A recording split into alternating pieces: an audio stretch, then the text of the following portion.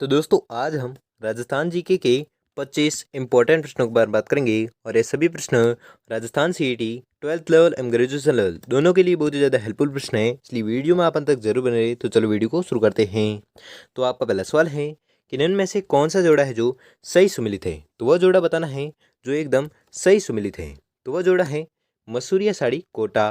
ये युग्म है जो सही सुमिलित है। तो दोस्तों आपको 25% दिए जाएंगे, जिसमें से आपने कितने प्रश्न सही की है वो मैं लास्ट में कमेंट में जरूर बताइए, जिससे कि आपकी प्रिपरेशन होती रहेगी। तो अगला प्रश्न देखते हैं।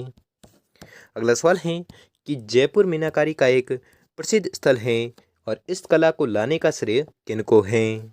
मोस्ट इम्पोर्टेंट प्रश्न है और ये प्रश्न बहुत बार एग्जाम पूछा गया है और मैंने भी अपनी पहली एक क्लास में इस प्रश्न का जिक्र किया था, इसलिए आपको रट लेना है इस प्रश्न को कि जयपुर मीनाकारी का एक प्रसिद्ध स्थल है और इस कला को लाने का श्रेय किनको है। तो इस कला का लाने का श्रेय जो है वह है मानसिंह प्रथम को।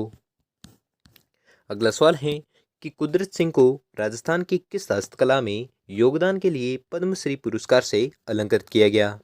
क्या प्रश्न है, वापस एक बार पढ़े कि कुदरत सिंह को राजस्थान की किस हस्तकला में योगदान के लिए पद्मश्री पुरस्कार से अलंकृत किया गया।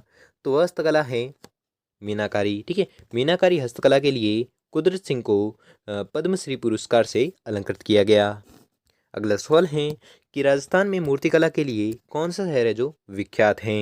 मोस्ट इम्पोर्टेंट क्वेश्चन है और ये प्रश्न बहुत बार एग्जाम पूछा भी गया है, इसलिए इस प्रश्न को आपको रट लेना है कि राजस्थान में मूर्तिकला के लिए कौन सा शहर विख्यात है। तो आपको याद रखना है वह शहर है जयपुर।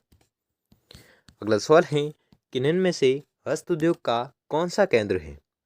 तो हस्त उद्योग का जो केंद्र है वह है सांगानेर। ठीक है, सांगानेर जो है वह हस्त उद्योग का केंद्र है।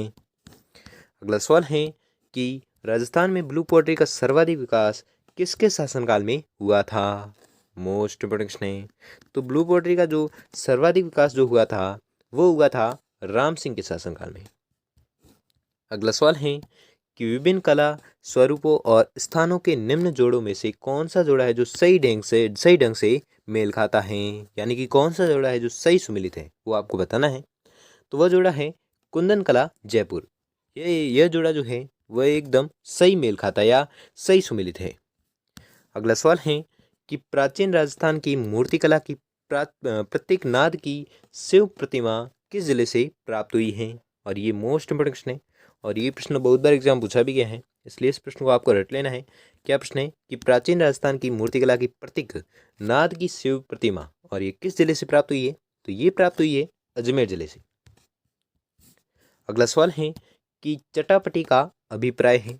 मोस्ट इंपोर्टेंट क्वेश्चन है। तो चटापटी का क्या अभिप्राय है वो आपको बताना है। तो इसका अभिप्राय है एक कपड़े को काटकर दूसरे पर टाका देना, जिसे क्या कहते हैं चटापटी। अगला सवाल है कि श्री हिमामुद्दीन को किस कार्य के लिए पद्मश्री से 1986 में अलंकृत किया गया। मोस्ट इंपोर्टेंट क्वेश्चन है। क्या प्रश्न है कि श्री हिमामुद्दीन को किस कार्य के लिए पद्मश्री से 1986 में अलंकृत किया गया।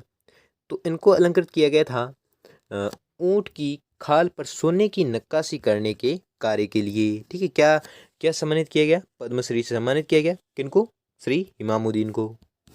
अगला सवाल है कि पानी को ठंडा रखने के लिए बादला कहाँ बनाए जाते हैं। मोस्ट इंपोर्टेंट क्वेश्चन है और ये प्रश्न बहुत बार एग्जाम पूछे भी गए हैं, इसलिए इस प्रश्न को आपको रट लेना है कि पानी को ठंडा रखने के लिए बादला कहाँ बनाए जाते हैं।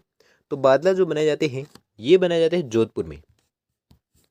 अगला सवाल है कि निम्न में से कौन सा स्थान है जो दरी निर्माण के केंद्र के रूप में प्रसिद्ध है। मोस्ट इंपोर्टेंट क्वेश्चन है और ये भी प्रश्न एग्जाम में आ सकता है, इसलिए इस प्रश्न को भी आपको रट लेना है कि दरी निर्माण के केंद्र के रूप में प्रसिद्ध है। तो कौन प्रसिद्ध है, टोंक। ठीक है, टोंक जो है वो दरी निर्माण के केंद्र के रूप में प्रसिद्ध है। अगला सवाल है कि जालोर का कौन सा गांव टेराकोटा के लिए प्रसिद्ध है जहां मामा जी के घोड़े बनाए जाते हैं। क्या प्रश्न, वापस पढ़े एक बार कि जालोर का कौन सा गांव है जो टेराकोटा के लिए प्रसिद्ध है और जहां पर मामा जी के घोड़े है जो बनाए जाते हैं।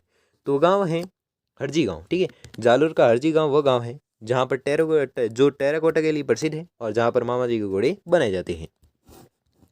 अगला सवाल है अगला सवाल है कि टोंडिया यानी ऊंट का बच्चा, ठीक है, टोंडिया के मुलायम बालों से बना कपड़ा कहलाता है। मोस्ट इंपोर्टेंट क्वेश्चन है।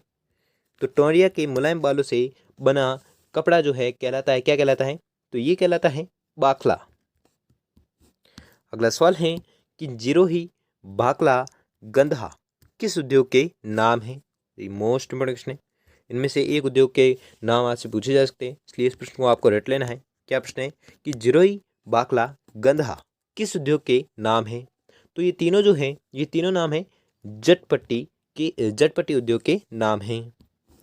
अगला सवाल है कि छातों के लिए प्रसिद्ध हैं। मोस्ट इंपोर्टेंट क्वेश्चन है और ये प्रश्न बहुत बार एग्जाम पूछा भी गया है, इसलिए इस प्रश्न को आपको रट लेना है कि छातों के लिए प्रसिद्ध है।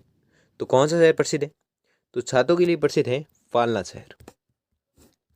अगला सवाल है कि तंग, मोरखा और गोरबंद और पिलाड़ मोस्ट इंपोर्टेंट क्वेश्चन है और ये प्रश्न बहुत बार एग्जाम पूछा भी गया है। क्या प्रश्न अवश्य एक बार पढ़ लो कि तंग, मोरखा, गोरबंद, पिलाड़ है, तो ये क्या है वो आपको बताना है। तो ये चारों जो हैं, ये चारों ऊंट के श्रृंगार का सामान है।